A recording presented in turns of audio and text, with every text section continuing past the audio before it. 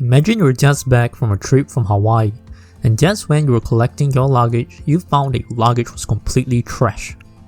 Thankfully, you bought insurance from ABC Insurance Company previously for just $25 and you were able to get a brand new luggage.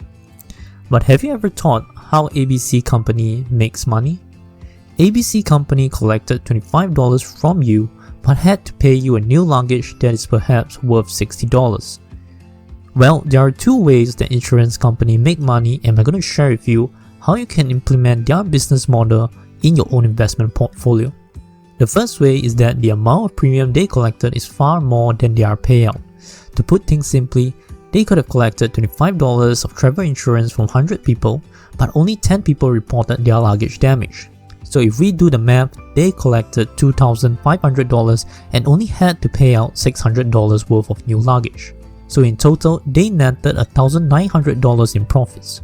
Of course, this is merely an example and that may be idealistic. But here's the important thing. Do you know that we can implement this business model in our own investment portfolio?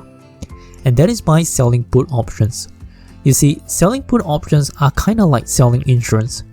Let's say that Alex has 100 shares of Team Apple Juice that he bought at $150 each.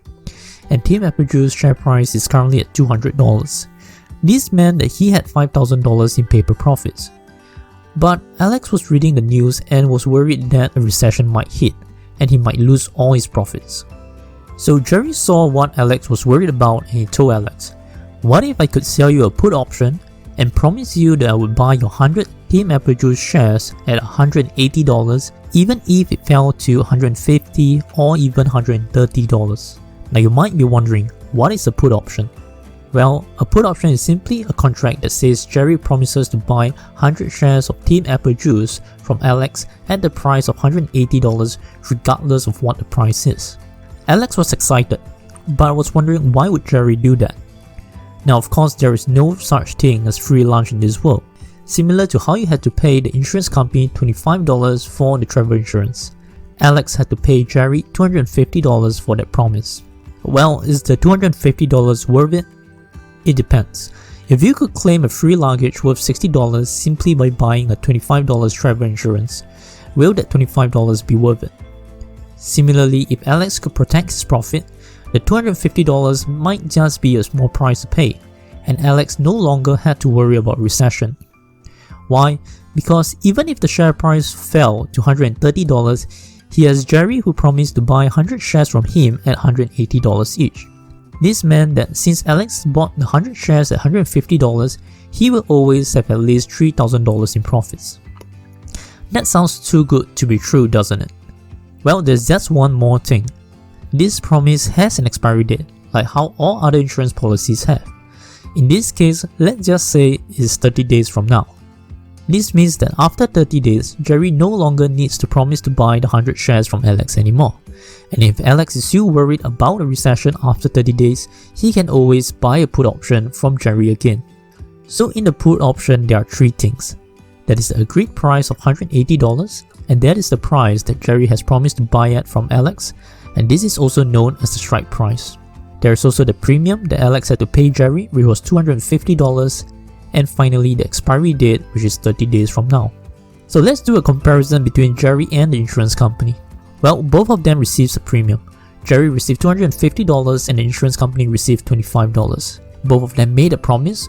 Jerry promises to buy 100 Team Apple Juice share from Alex at $180 each, while the insurance company promised to replace luggage if it was damaged. And finally, this promise had an expiry date. Jerry's promise was only valid for 30 days, and for the insurance company, the insurance coverage was only valid for a certain period of time.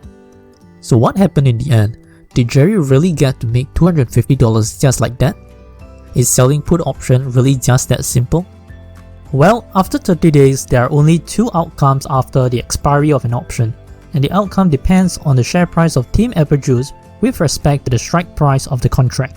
Now remember that the strike price of the contract was $180. If the share price is above the strike price, let's say $200, then the option will simply expire, as it makes no sense for Alex to ask Jerry to buy his shares at the strike price of $180 when the current share price is at $200. Let us take a look at Alex's profits. Remember that Alex bought 100 shares at $150 and the current share price is at $200. Alex has an unrealized gain of $5,000. But remember that Alex paid Jerry $250 for a put option. So Alex has a realized loss of $250 and unrealized gains of $5,000. At this point of time, you might be wondering what is realized and unrealized gains or loss. Well, a realized profit or loss refers to profits or loss from completed transactions. An unrealized profit or loss refers to profits or loss that have occurred only on paper, and the relevant transactions have not been completed. Alex's gains of $5,000 is considered unrealized gains because he has not sold Team Apple Juice shares yet, so all his profits are only on paper. So Alex's overall profit loss is $4,750. Now what about Jerry on the other hand? Remember that Jerry collected $250 from Alex from selling a put option, and that $250 is Jerry's realized gains. So you can see that both Jerry and Alex made gains in this case. But what if the share price is below the strike price, let's say $150? Then Alex would want to exercise the option. Why? Because even though the share price is at $150, he has Jerry who promised to buy the shares at $180. So even though Alex bought 100 shares at $150, he could sell them to Jerry at $180, making a net profit of $3,000 in realized gains.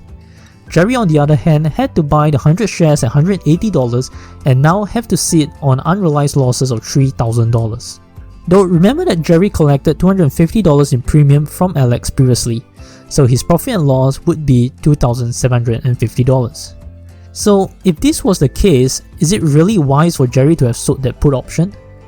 Well, the truth is that Jerry is a smart investor. He would only sell a put option on quality companies and at strike price that is undervalued. Because if the company has good fundamentals and is undervalued, it's only a matter of time that his unrealized losses of $3,000 become profits of $1,000, $2,000 or perhaps even $3,000. So if you want to sell put options, the number one rule is to never do it blindly just for the sake of premium. Make sure that you only sell put on quality companies and at strike price that you don't mind owning the company at. Thank you very much for staying to the end of this video. We hope you learned something and feel free to leave a comment down below on what you think. Make sure to subscribe to our channel and we'll see you in our next video.